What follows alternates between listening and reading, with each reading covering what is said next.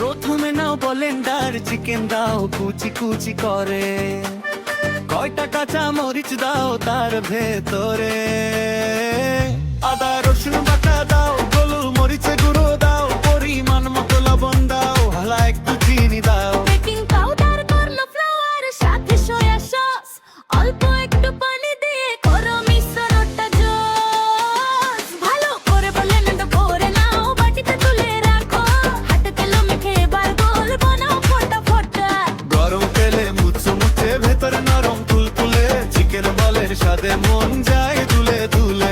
গরম তেলে মুচমুচে ভেতরে নরম তুলতুলে, চিকেন বলের স্বাদে মন যায় দুলে দুলে।